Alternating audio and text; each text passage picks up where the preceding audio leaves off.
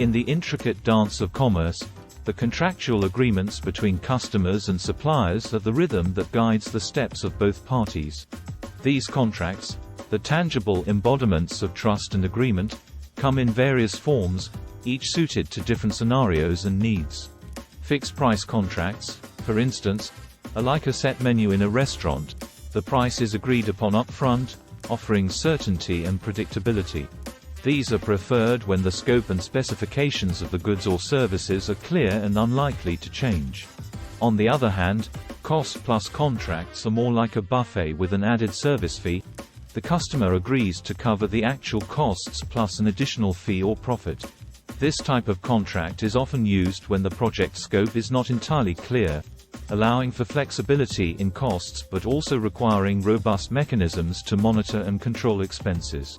Time and materials contracts, meanwhile, are akin to paying for a service by the hour, plus the cost of materials. They offer flexibility for the customer and are often used when it's challenging to estimate the extent of work required.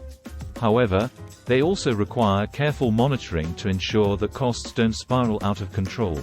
Then there are performance-based contracts, the high-stakes game of the contracting world, where payment is tied to the achievement of specific outcomes or performance criteria.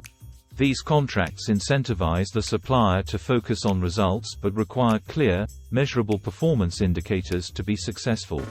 When it comes to the art of commercial negotiations, the approaches are as varied as the colors on an artist's palette. The competitive approach, like a game of chess, sees negotiation as a zero-sum game where one party's gain is the other's loss. It's about securing the best deal possible, often at the expense of the relationship with the other party. In contrast, the collaborative approach, akin to a partnership, is about finding a win-win solution where both parties benefit. It's based on the understanding that the relationship is as valuable as the deal itself and that mutual gains can be achieved through open communication and trust. The compromising approach, meanwhile, is the balancing act of the negotiation world. It's about finding a middle ground, where both parties are willing to give up something to reach an agreement. It's the approach of diplomacy and moderation, often leading to a satisfactory if not optimal outcome for both parties. Lastly, the accommodating approach is like a gracious host at a dinner party, where one party is willing to make concessions to preserve the relationship or to achieve a broader strategic objective. While it may not lead to the best immediate outcome, it can pave the way for future benefits or goodwill. Influencing the achievement of desired outcomes in a negotiation is about understanding not just the tactics but the psychology of negotiation. Preparation is paramount.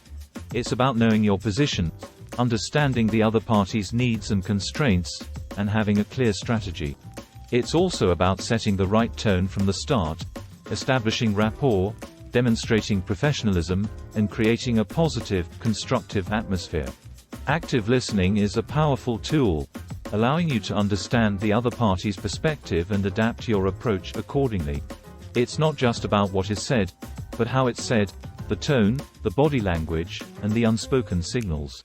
Negotiation isn't just a battle of wits. It's a dance of communication and influence. Leveraging leverage, understanding what power you hold and how to use it, is also critical. It could be information, it could be alternatives, or it could be the ability to walk away. But it's also about understanding the other party's leverage and being prepared to counter or mitigate it.